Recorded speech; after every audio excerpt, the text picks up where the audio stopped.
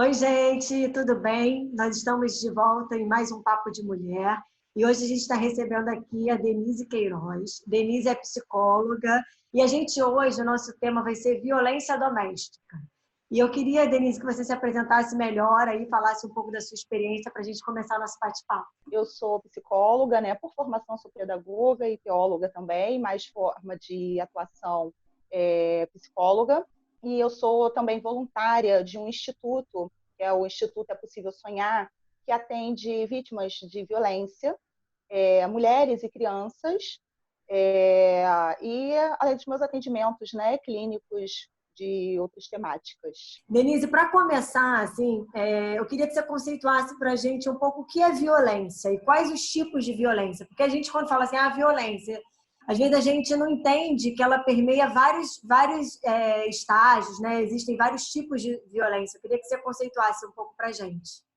Segundo a Organização Mundial de Saúde, a violência ela é o uso intencional de uma força física ou do poder, que seja real ou até por meio de ameaça. E, realmente, tem vários tipos de violência. Não tem um único tipo de violência. Existe a violência criminal, que a gente tanto vê na televisão, né, tanto escuta na realidade do Rio de Janeiro bastante. Violência estrutural, violência institucional. A violência interpessoal, por exemplo, uma briga de trânsito, né, que resulta ali numa agressão, é uma violência interpessoal.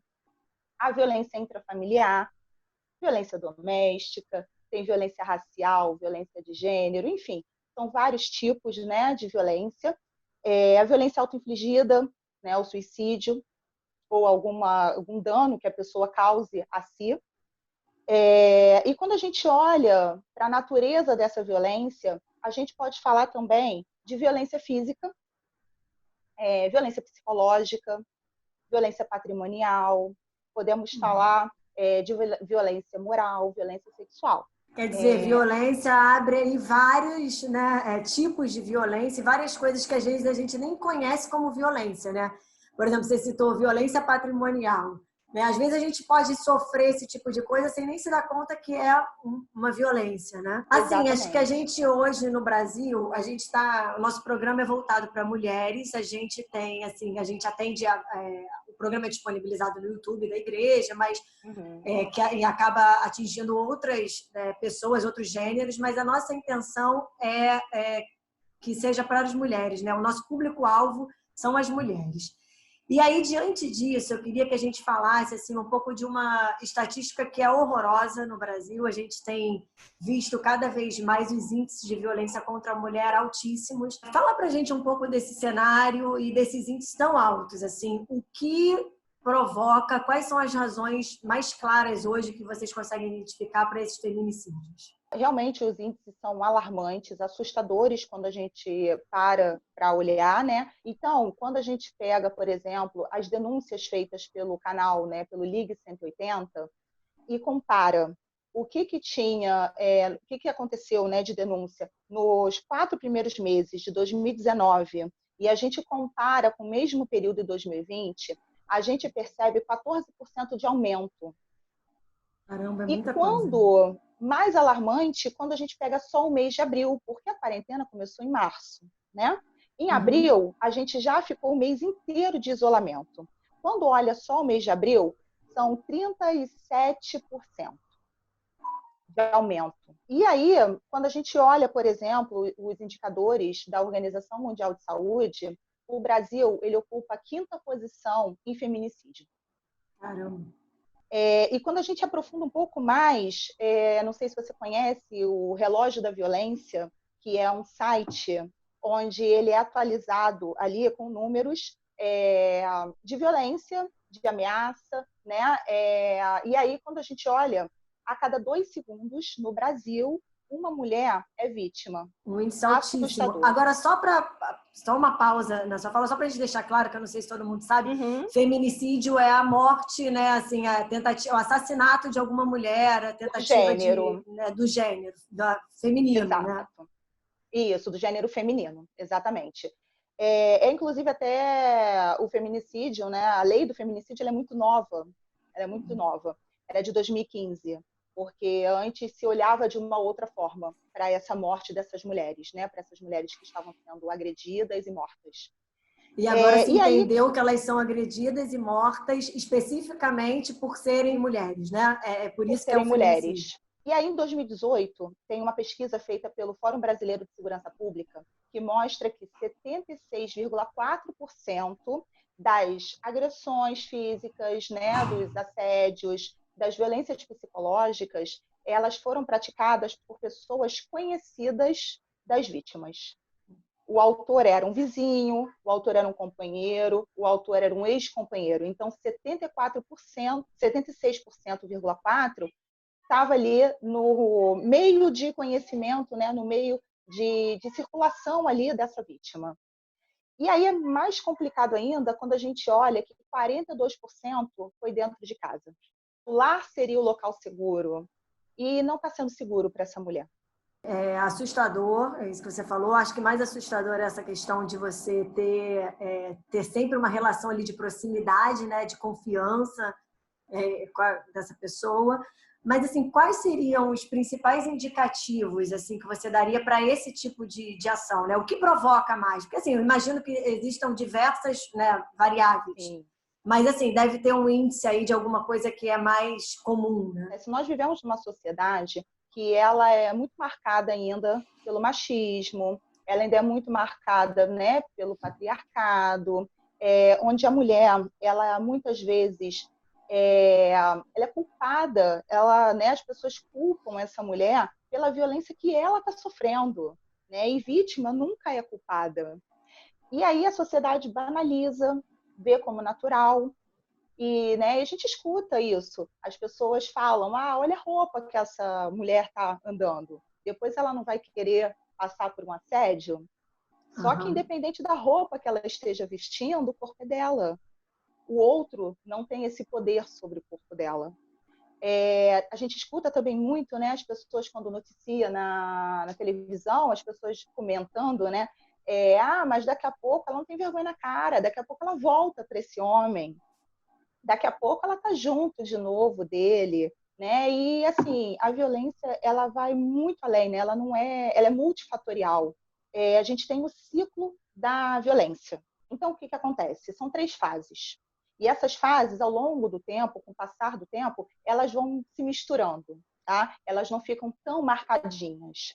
E aí, a primeira fase, a gente tem aí o aumento da tensão, que é o momento onde o homem começa a se mostrar mais agressivo, mais irritado por qualquer coisa, ele começa a ameaçar, ele começa a destruir coisas ali naquele meio. A mulher, por sua vez, ela busca acalmá-lo, ela tenta evitar que ela faça qualquer coisa que vá ser o estopim para essa raiva, para desencadear essa agressividade toda. Ela, por outro lado, ela se esconde. Ela não compartilha isso com pessoas, ela não busca apoio, ela não busca ajuda, ela nega essa ocorrência. E aí ela começa a buscar fatores dela que justifiquem, por exemplo, esse comportamento. Então, essa é uma primeira fase desse ciclo da violência. E aí, ele começa ali, na verdade, dando os sinais de que tem alguma coisa errada, né? Isso, essa irritabilidade, né, começa a demonstrar. E aí, na segunda fase, é onde toda essa irritabilidade se materializa em agressão. E aí, agressão verbal, agressão psicológica, né? Essa mulher, mesmo sabendo que está ali convivendo com esse agressor, que está tudo fora do controle, ela se sente paralisada diante disso. Mesmo estando em risco, ela fica sem reação. E aí ela sofre com essa tensão toda. Ela sofre ansiedade, insônia, às vezes perda de apetite, né? Ela vai sofrendo várias questões psicológicas e também medo. Ela fica muito sozinha nessa situação dela, né? Ela começa a ter medo, solidão, ódio, essa mistura toda. Mas, assim, para a gente pontuar, Denise, física, obviamente, aquela coisa do empurrão, né? De uma agressão mesmo. Mas quando você fala assim de violência psicológica, seria a pessoa menosprezar a outra, diminuir aquela mulher enquanto pessoa, né? Aquela coisa que a gente, assim, em algum momento, já ouviu alguém dizer: você se terminar, se eu largar você, você não arruma ninguém. Isso seria um tipo de violência? Sim, a violência psicológica é qualquer coisa que vá afetar o emocional daquela pessoa, tá? E que vá reduzir também a autoestima dela. Vai começando a colocar aquela pessoa ali tão para baixo, vai começando a fazer com que aquela pessoa não veja seu real valor, seu real sentido ali, além de menosprezar, né, e fragilizar, isola também essa pessoa, tira essa pessoa do convívio de parentes, de amigos, começa a limitar esse ir e vir dela, essa liberdade, proíbe, por exemplo, de estudar, porque vai ter relacionamento com outras pessoas, proíbe, por exemplo, de trabalhar, né? Mostrando o lado bonito, né? Eu cuido de você, não tem necessidade, né? Mas está minando essa autoestima, está minando tudo isso e isolando essa pessoa. Porque quando isola, você perde também força. E aí, daí, começa, né, vai passando também por outros pontos aí, chegando nessa violência física. E a violência física também, um empurrão, daqui a pouco dá um soco, daqui a pouco, né, aperta um pescoço, daqui a pouco fratura alguma coisa. E vai crescendo, vai crescendo. Daqui a pouco mata. E aí a gente entra na terceira fase. A terceira fase é o arrependimento. É um comportamento carinhoso, a gente chama de fase da lua de mel. É aquele momento onde ele se mostra arrependido, ele busca ter uma reaproximação, uma reconciliação com essa mulher. Essa mulher, muitas vezes, aceita, tem pena, acha que ela vai poder salvar ele dessa situação toda. Muitas vezes ela pensa também por conta de um relacionamento, às vezes, de muito tempo, às vezes tem filhos envolvidos, e essa mulher ela começa a abrir mão dos seus direitos pela promessa de que ele vai mudar. Ele vai mudar, as coisas vão ser diferentes. Você não viu? Ele se arrependeu. Só que depois dessa fase da lua de mel, começa tudo de novo. Volta lá para aquela fase inicial, onde tem as agressões, né? Onde tem... E aí daí volta todo esse processo. Então é um ciclo, né? É um ciclo. É um eu ciclo, começo a exatamente agredir, um ciclo. eu vou numa agressão ali verbal, avanço para uma agressão pior e depois faço essa coisa do arrependimento, fico um tempo ali porque, né, quieto, aí a pessoa acredita de que aquilo vai mudar e daqui a pouco volta tudo de novo. Volta tudo de novo. Só que com o passar do tempo, os intervalos entre esses ciclos começam a ser reduzidos. Com o passar do tempo, as agressões já não respeitam mais os ciclos. Então, já não tem mais esse ciclo bem definido. Acontece agressão em qualquer momento. E a mulher, muitas vezes, diante disso, se cala. E quando ela se cala, esse agressor, ele não é responsabilizado pelo que ele está fazendo. Sim, a mulher fica, enquanto ela não coloca isso para fora, ninguém sabe, fica ali dentro das quatro paredes e ela fica sofrendo sozinha, né? Que dados a gente poderia, quais são as dicas, assim, olha, se isso está acontecendo com você, presta atenção que você está começando a sofrer uma violência grave contra você. Por exemplo, a gente vê muito adolescente, né? Meninas, adolescentes que falam: eu não vou botar essa roupa porque meu namorado não gosta. Ele pediu para eu não falar mais com fulano, eu não vou ser mais amiga de ciclano, né? Exatamente. E esse tipo de comportamento? Dá exemplos aí pra gente. E assim, não só o adolescente, fica muito claro isso, né? Mas não só no adolescente, né? Quando o homem fala assim: eu não quero que você trabalhe. Por que você quer sair para trabalhar? Você pode ficar em casa, né? Pode ser algum indício, né? Porque assim, se tem um comum acordo do casal, onde o homem vai trabalhar e a mulher vai ficar em casa, tudo bem, é um comum acordo. Mas quando ele proíbe ela de estar nesse mercado de trabalho, quando ela fala: eu gostaria tanto de fazer uma faculdade, meu sonho de me formar, e aí ele: não, mas para quê? Não precisa, né? Não tem necessidade. Ou então, e começa a falar: você quer ir para a faculdade para quê? Você quer conhecer pessoas? Você quer, né? Paquerar, né? Qual a necessidade disso? Se eu te dou Exatamente, tudo. Exatamente. E aí o isolamento também vem muito assim: não gosto daquela tua amiga. Aquela sua amiga não é uma boa companhia para você. Olha, o seu parente fulano de tal, né, sua mãe, seu pai, né, ou seja lá quem for, seu irmão, sua irmã, eles se metem muito na nossa vida. E aí, nisso tudo, vai afastando a pessoa, porque a pessoa começa assim, tá se metendo mesmo. Aí qualquer coisa que o parente fale, tá se metendo mesmo, ele tem razão. E aí vai se afastando. E aí começa, né, denigrindo, começa, né, a destruir mesmo a autoestima da pessoa. Falando, né, você é feia. Eu escuto várias pessoas, né, relatando, me dizia que era feia, dizia que eu não tinha qualidade nenhuma, dizia que eu era, sei lá, ou gorda ou magra, né? Que afetava a pessoa ali naquela situação. Você não vai chegar a lugar nenhum, você é burra, né? E tantas outras coisas, às vezes sutis, né? Que você acha que, né? Passou ali, deve ser burra mesmo, né? Daqui a pouco, eu devo ser mesmo feia. Daqui a pouco, quando você olha, você já está totalmente submissa e envolta nessa questão. E você vai deixando muito se minar por essa opinião que teoricamente é de uma pessoa que te ama, né? Você decidiu compartilhar a vida, que você decidiu. Então fica mais difícil, né? Porque você gosta. Quando você bota o sentimento ali no meio, é uma coisa que muda de figura, né? Porque é difícil você se relacionar. Eu vou ali denunciar a pessoa que eu amo. Como é isso, né? Eu acho que deve ter uma questão aí muito, muito que trava as mulheres nesse sentido, né?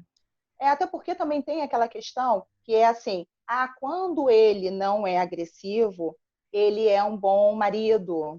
Quando ele, né, ele é agressivo, mas ele não deixa faltar nada dentro de casa.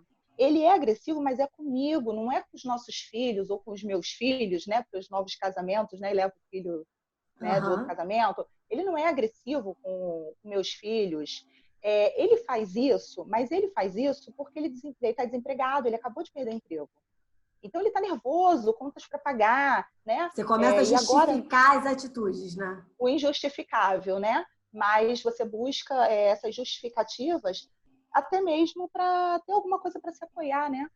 Porque como é que pode esse homem estar me agredindo? Que vai se submetendo, né, a outras questões ali nessa relação, sem perceber, até que alguém mostra, né, até que a pessoa assista uma palestra, até que a pessoa veja, né, mais abertamente, ou se dê conta mesmo, porque como ela está isolada, ela nem conversa também com outras pessoas sobre o que ela está passando, por medo de julgamento, né, por medo dele ficar sabendo e também não gostar, né, que está contando a vida para outras pessoas. Então ela se fecha ali e vai recebendo toda essa carga sozinha. Agora você tocou num ponto, quando você falou das estatísticas e tudo, você tocou nesse ponto do mês de abril, do mês da quarentena. A gente tem visto e lido e tem campanhas na televisão e tal falando disso, né? Que as pessoas estão convivendo com os seus agressores 24 horas por dia. Porque antes elas tinham um escape, né? Ele ia trabalhar, não, agora ele está convivendo comigo. Lembrando que essa violência não precisa ser necessariamente física, né? Porque eu acho que a gente tende a minimizar quando a violência não é física. E, na real, é um erro, porque a violência psicológica traz danos gigantescos. Então, assim, realmente, dentro desse período, as coisas foram potencializadas, né?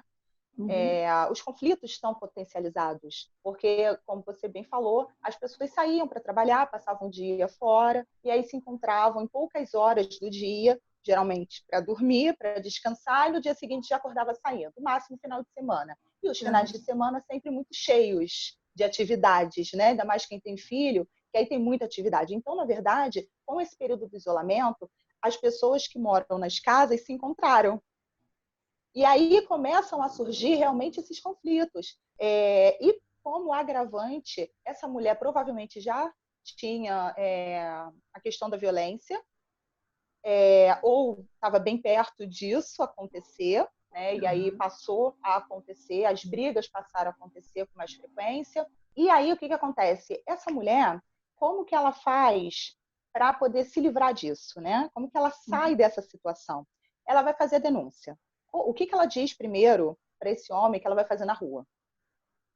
Para ela chegar, por exemplo, numa delegacia, né? Ok, conseguiu ir nessa delegacia, como que ela volta para casa? E vai estar junto com esse agressor que ela acabou de denunciar. Então, tem muitos subnotificações, né? tem as denúncias lá pelo 180 que cresceram, mas temos muitas subnotificações dessa situação.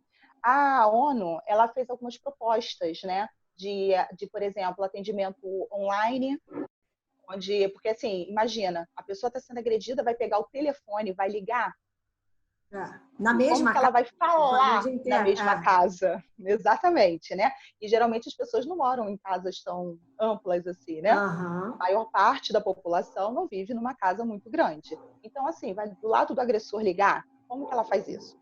Não, eu acho interessante a gente pontuar, que você falou aí da questão das casas, é o seguinte, que a violência contra a mulher, pelo que eu estava lendo, ela não tem faixa etária, ela não tem questão social, padrão social, ela não tem. Então, assim, ela abrange a todos os níveis da sociedade mesmo, né? Então, não importa se é nova, se é mais velha, se é rica ou se é pobre, se é formada, intelectual ou se tem menos estudo, ela afeta todo mundo, né? Sim, sem dúvida. E até independente do tempo de relacionamento, né? O relacionamento pode ser curto, pode ser longo, né? Independente, a violência ela afeta todo mundo. Isso também é muito interessante, você falou da questão do relacionamento, né? Porque às vezes a gente acha que assim, eu tô com essa pessoa há 20 anos, e sempre vivi 20 anos bem, mas ele pode passar a ser um agressor por N fatores, né? Ele pode passar a ser um agressor em potencial 20 anos depois, né? Sim, sim. Ou então ele já vinha nesse processo de violência e a mulher talvez não tenha se dado conta. E ela se deu conta depois, né? Ela percebeu, eu estou passando por essa vítima, sou vítima, eu estou passando por esse processo de violência, né? E aí a ONU também propõe, algo que eu achei bem interessante, que eu vi que a França está fazendo, que é a denúncia em farmácia. Porque farmácia e supermercado são dois que locais legal, é um que as lugar que você vai poder pessoas ir, né? vão. Não é verdade? Você vai ali. Tem Eu que vou lá chamar no atenção, mercado. né? Exatamente. E na França, pelo que eu vi, na farmácia, a mulher fala um código, e esse código falado na farmácia já aciona a polícia. Ele já aciona a polícia.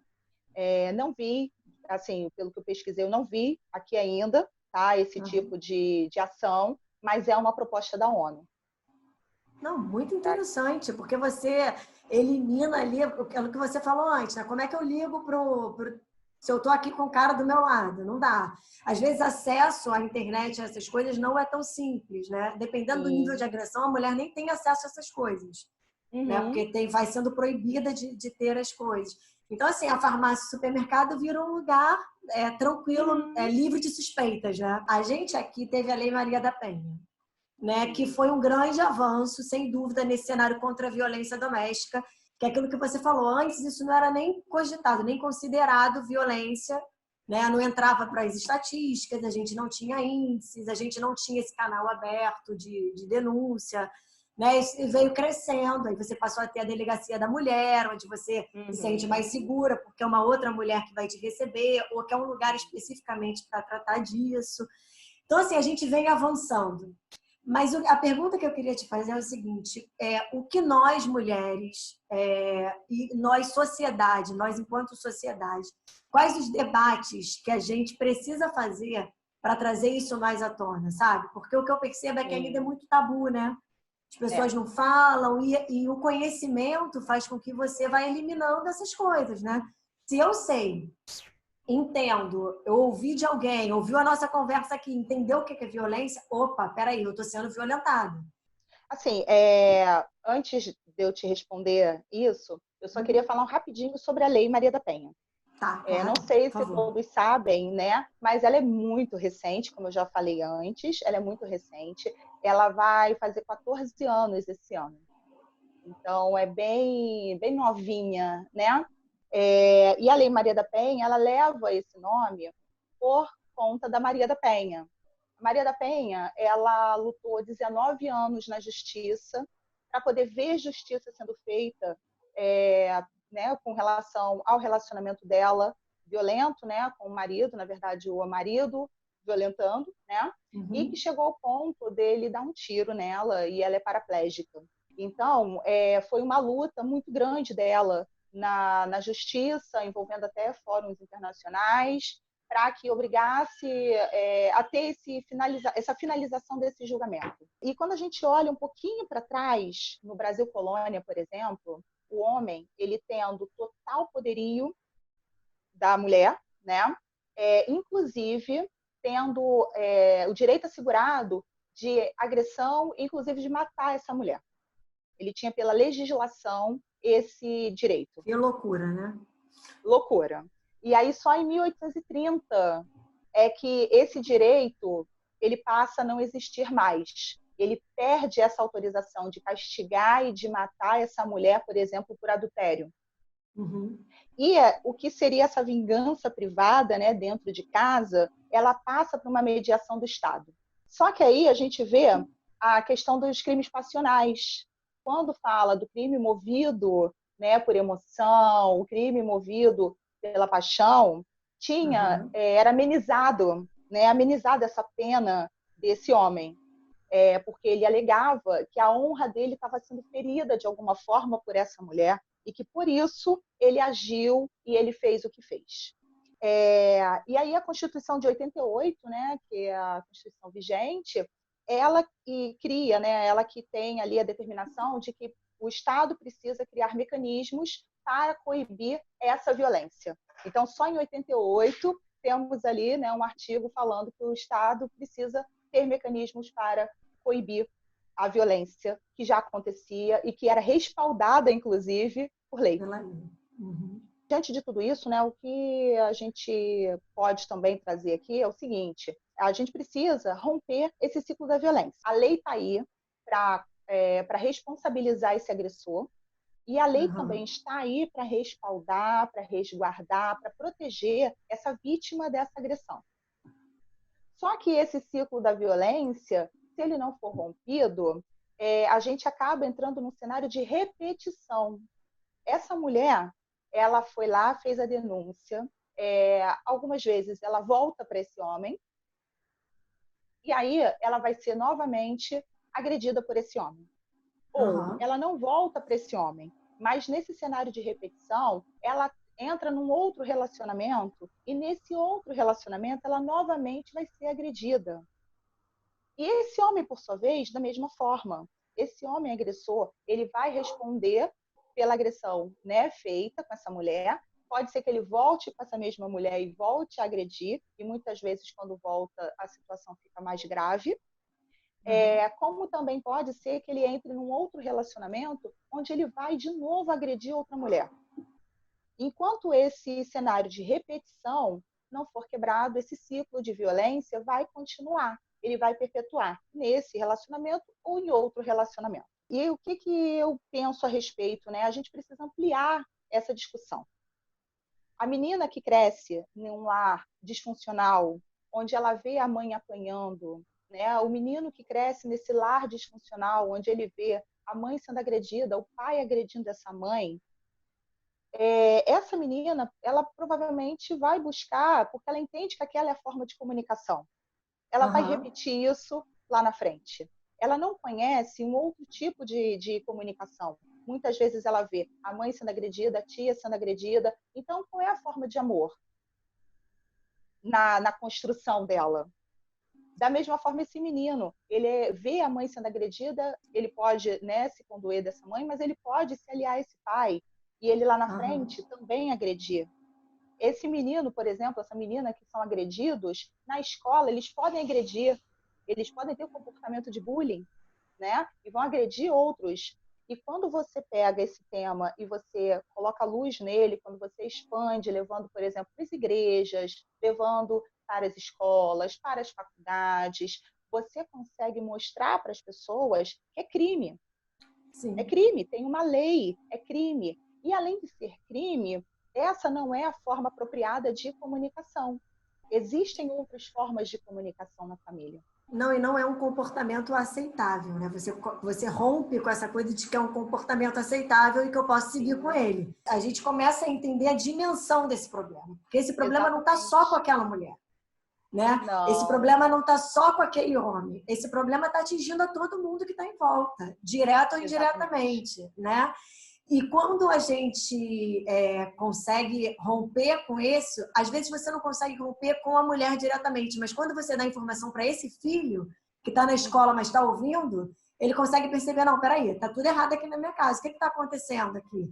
E às vezes esse filho vai conseguir ser o cara que vai puxar a mãe, né? Vai falar, mãe, sai desse relacionamento, isso tá errado, né?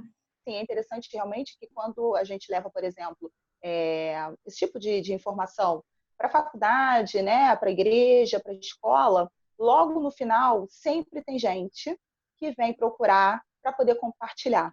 Porque eu não percebia, foi o que você falou, né? Não percebia, não sabia, ou então sei que vivo, mas não sei como sair disso, como que eu faço para sair disso. Eu acredito que tem muita gente que pergunte no final assim, bom, isso e isso que eu estou vivendo é violência? Porque eu acho que às vezes é difícil essa ficha cair, né? Uhum. Até pelo envolvimento cultural, né? Você está tão sim. dentro da cultura, você está tão dentro dessa sociedade que para você entender que você está sendo vítima de agressão, que você está sendo vítima disso tudo, não é fácil, né? Não, você tocou num ponto aí no meio da nossa conversa, que é essa coisa da sociedade patriarcal, né? Essa coisa. Então, a gente vem de uma cultura histórica de que o homem prevalece sobre a mulher e que ele tem direitos sobre a mulher. Isso que você falou, que a lei até então autorizava que ele assassinasse uma mulher porque ela traiu. Então, assim, isso tudo são estruturas sociais de anos que a gente está precisando quebrar agora e dizer assim, olha, gente, não é assim. Né? A mulher é dona do seu corpo, sim. A mulher é dona da sua vida, sim. O homem não é dono dela. Se ela decidiu se juntar casar com o marido, escolheu viver com outro homem, essa escolha é comum. E se ela quiser sair dessa relação, esse direito também é dela, né? Exatamente. Não existe esse sem direito dano de nenhum, posse, né? sem dano nenhum. Porque a mulher é uma pessoa independente. Ela tem direitos tanto quanto os homens têm. E assim, é muito louco a gente pensar que hoje, em pleno 2020, a gente ainda precisa debater isso, né? Porque as pessoas não entendem. Quando você Exato. falou aí da questão da roupa, do que usa, do que não usa, você vai pegar todas as pesquisas que envolvem estupro, todas as pesquisas que envolvem esse tipo de agressão contra a mulher, em algum momento esse discurso é reproduzido, né? Não, a culpa foi dela.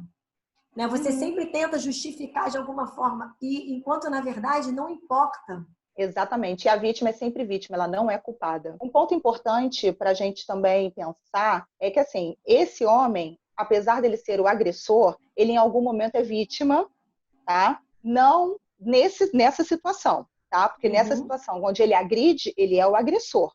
Mas ele também precisa de um olhar especial para ele, porque senão ele vai continuar reproduzindo, como eu estava falando, né? Da repetição. E ano passado, quando fez os 13 anos, né, da Lei Maria da Penha, eu assisti uma palestra na Emerge e eu achei bem interessante porque ela estava levando um grupo, né, falando de um grupo, né, estava sendo falado de um grupo que quando tem denúncia de agressão, esse homem que é denunciado, ele é chamado a participar desse grupo. E esse grupo, o que eu achei muito interessante foi que eles estavam colocando que os homens depois comentaram, né, que ficaram com medo de participar desse grupo porque era um grupo de homens violentos. Sendo que ele era um dos homens violentos, né? Para você ter noção, assim, de como que isso está ali tão dentro, né? Que ele não se dá conta de que ele é não se o reconhece agressor, violento, né? Não se reconhece nesse papel. E como você falou, de todas as classes sociais, né? E para a gente Tanto devolver para a sociedade, digamos assim, essas pessoas, né? Porque a pessoa foi lá, denunciou, foi denunciada, foi presa, ou sei lá, pagou de alguma outra forma, né? Essa pessoa precisa voltar para a sociedade, para o convívio social, regenerado de alguma forma. Né? Então, assim, ele precisa entender em primeiro lugar, bom, eu sou o agressor. Né? Se ele não compreender isso, Sim. volta do começo. Sim, exatamente, porque eles não têm muito, né, pelo relato que eu ouvi desse grupo, não tem tanto essa ideia, né, porque eles ficaram com medo. Como que eu vou para uma sala com homens que são agressivos, com homens que são, né? E ele está sendo Chega a chamado ser de mulher. engraçado, né? Exatamente. E agora, assim, as mulheres também, a gente, enquanto sociedade, precisa debater isso, esse era o ponto que a gente estava falando. Mas nós, enquanto mulheres, acho que a gente tem um papel fundamental, né, de ajuda, né, de apoio, de se apoiar. que eu percebo é que, às vezes, assim, socialmente, a gente, por toda essa construção que a gente vinha falando, as mulheres foram colocadas como rivais por muitos e muitos anos. Até hoje a gente tem um pouco esse lugar. E a gente precisa, de repente, ter esse olhar de companheirismo feminino, né? De ajuda, solidariedade mesmo. A sororidade, né? Que é você ter realmente aquela empatia, de você ter realmente aquela mão que vai levantar mesmo. E que realmente essas construções, né, de rivalidade, elas minam essa possibilidade de ajuda. E essas mulheres, por falta dessa rede de apoio, elas acabam realmente entregues. E quando tem uma amiga, quando tem uma mãe, quando tem uma irmã, quando tem, né, uma outra pessoa que dá a mão e puxa, né, e mostra e dá luz para aquela situação, o desfecho pode ser outro, né? Sem dúvida. A gente tem que se ajudar, né? Essa coisa da sororidade é uma coisa que a gente tem ouvido muito já, mas ainda precisa ser debatida. O que eu percebo é que, às vezes, assim, eu tenho a impressão de que eu ouvi muito, mas tem gente que nunca ouviu, né? Sim. E é um debate tão novo ainda que precisa ser realmente ampliado. Agora, sim, a gente está no mês de maio, que é o mês de Maio Laranja, onde se trabalha a conscientização da violência e do abuso contra crianças e adolescentes, que acabou agora no dia 18 de maio, acho que foi o dia exatamente, o dia da conscientização. Quando a gente fala de violência, por mais que a gente esteja falando aqui no canal para mulheres, a gente já percebeu que isso é intrafamiliar, né? Que isso começa a atingir todo mundo. Esses abusos, na maioria das vezes, contra crianças e contra adolescentes, também é feito por pessoas do seu convívio, né? O que é muito triste. Pessoas que têm confiança. E você tocou num ponto aí que para mim é muito importante, que você falou do comportamento violento, né? Uma vez eu fui perguntada assim, o que você acha sobre bater nos seus filhos e tal? Eu acho que aí, enfim, a gente abre um leque gigante, mas uma das coisas que me incomoda quando essa pergunta é feita é o seguinte: a violência não pode ser uma via. Porque se eu faço da violência uma via para resolver um problema, por que ele não vai fazer da violência uma via também? Então, por que eu brinco com meu filho quando ele vai morder o coleguinha da escola, sabe? Quando ele dá um tapa no coleguinha da escola, se eu resolvo tudo com ele na base do tapa, né? Então, acho que a violência, ela vai permeando o nosso dia a dia, mesmo que às vezes a gente não se dá conta de como ela está ali presente. E falando agora um pouco sobre essa questão do abuso contra a criança e contra o adolescente, quais os efeitos dessa violência intrafamiliar deixa? Então, assim, primeiro vamos falar um pouco sobre o que é essa violência intrafamiliar. Essa violência, segundo o Ministério da Saúde, ela ocorre em qualquer tipo de relação de abuso, né, dentro da família, ou seja, contra qualquer um membro da família. Então, uma violência que um membro pratica contra o outro nessa família. Ela não diz respeito ao local, ela diz respeito às relações familiares. E aí ela pode ser uma ação ou uma omissão. Uma omissão também é uma forma de violência intrafamiliar. E a gente pensa muito na ação, né? No bater, no agredir, no gritar, né? Mas também a omissão, quando você não dá o que é necessário, né? Quando você negligencia, também é uma forma de violência intrafamiliar. Essa ação e essa omissão, quando ela prejudica o bem-estar. Da mesma forma como a gente falou da mulher, que quem vítima, né? Quem está agredindo essa mulher é pessoa conhecida. No caso dessa criança, também são figuras de confiança. Porque se passa uma pessoa desconhecida na rua, a mãe sempre fala, não fala com desconhecido, né? Eu lembro da minha avó, eu burra velha indo para a faculdade, ela falava, olha para os dois lados para atravessar e não fale com desconhecido. E eu, tá bom, vó, eu já sei. Só que, assim, além de não falar com o desconhecido, tem que ter atenção com o conhecido. E os efeitos dessa violência, né, no caso da criança, por exemplo, o desenvolvimento desequilibrado dessa personalidade da criança. Também a questão de, dependendo da gravidade dessa agressividade, ela passar a ter esse papel de agressor. E essa violência, de forma geral, né, intrafamiliar, a reprodução desse modelo familiar, mais à frente ela pode reproduzir o que ela viu acontecer ali. Uma autoimagem negativa, e aí vale não só para a criança, como também para a mulher vítima, né? Para qualquer pessoa que esteja ali como vítima dessa violência. Isolamento, falta de esperança, dificuldade de confiar, porque se quem está me fazendo mal é a pessoa que é uma figura de confiança, como que eu vou confiar em alguém? Também a questão da irritabilidade, depressão, culpa, porque acha que é responsável, né, quando a vítima acha que está sofrendo aquilo porque fez alguma coisa para merecer. Culpa é uma coisa muito comum, né? Se culpar, né? Muito Porque você comum. começa a achar que é culpa sua, né? Eu fiz alguma Exatamente. coisa, algum sinal eu dei, alguma coisa errada, equivocada eu fiz, né? Você falou isso também quando a gente fala da violência contra a mulher, que ela começa a achar que não, então eu não vou fazer isso, eu não vou fazer aquilo, porque aí eu evito. A mesma coisa a criança começa a ter também, achar que porque ela fez alguma coisa, ela está sendo agredida, né? Que ela está merecendo aquilo ali, né? Que ela foi culpada por aquilo ali.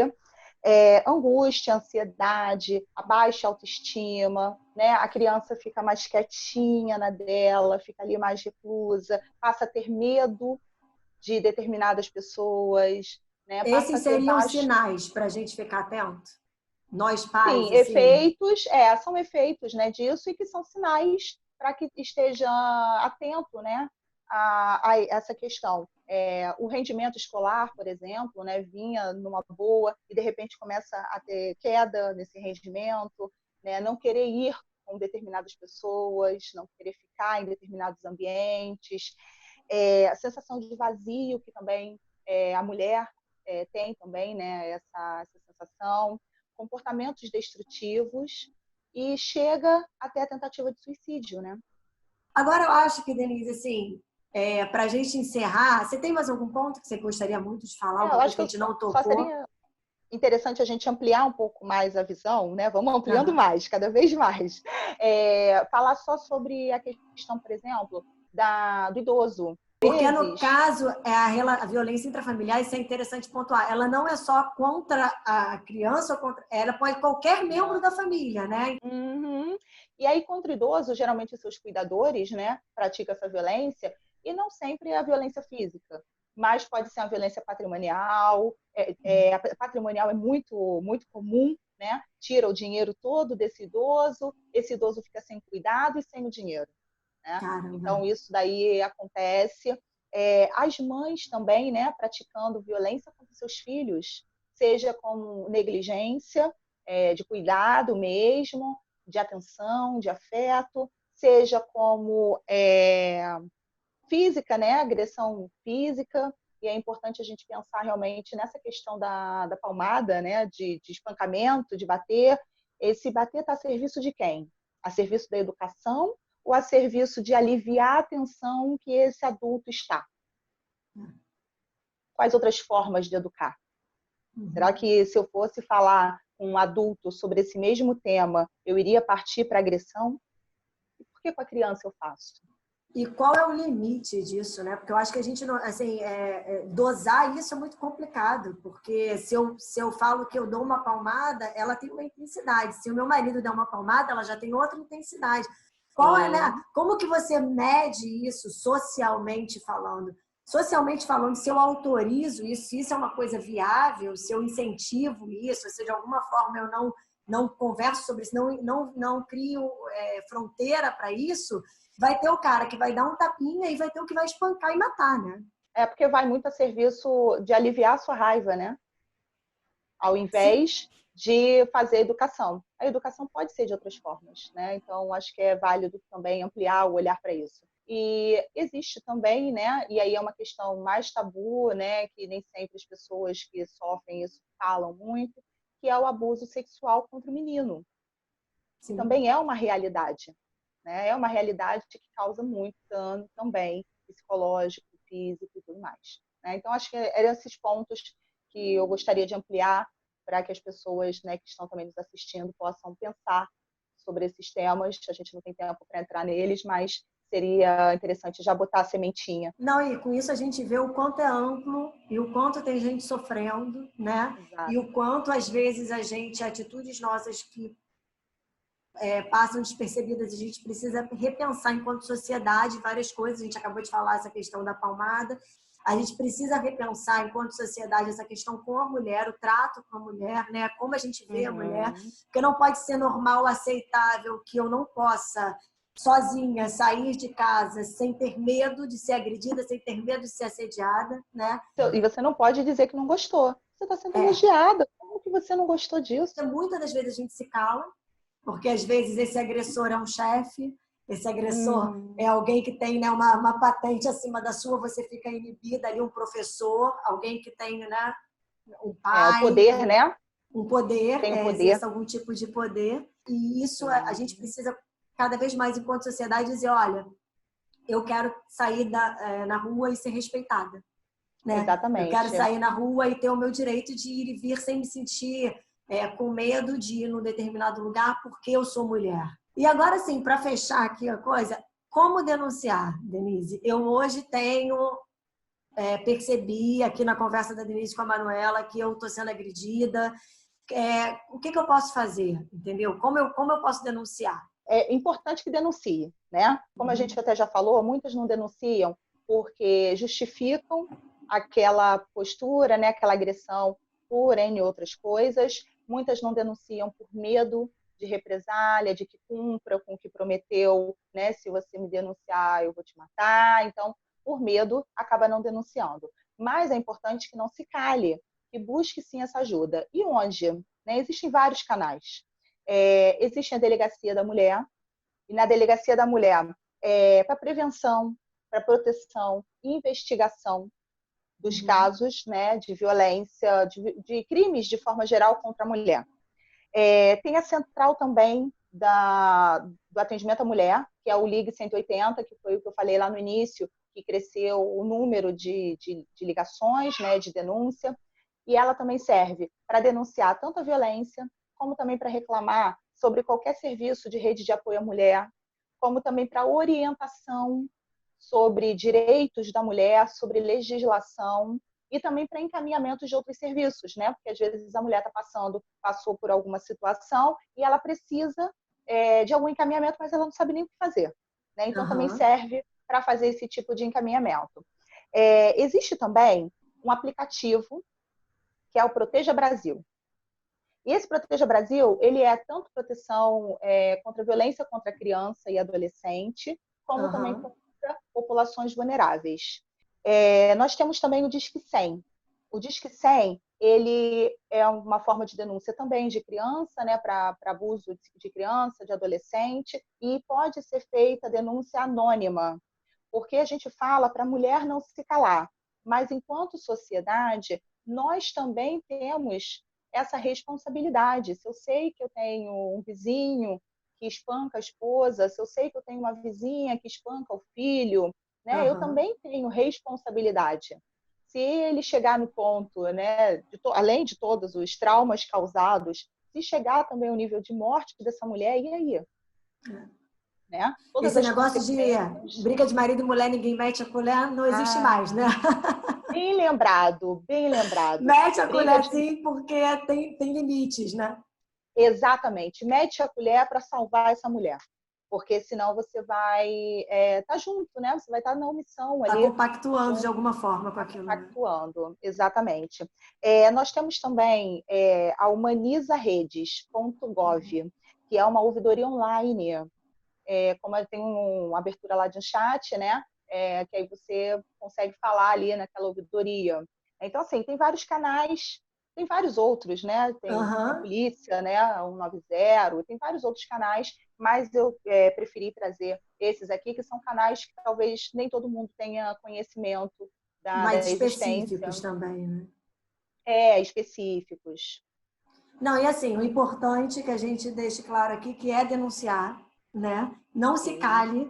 Então, se você às vezes não tiver coragem também de tomar uma atitude assim maior de eu vou lá na delegacia da mulher, fale com alguém, fale com uma amiga, né? Peça ajuda ao pastor, peça ajuda né, as pessoas que estão ali próximas a você, que de alguma forma você tenha, obviamente, confiança ali para, né, para conseguir falar. Não se cale, né, Denise? Porque se calar é a pior possibilidade, né?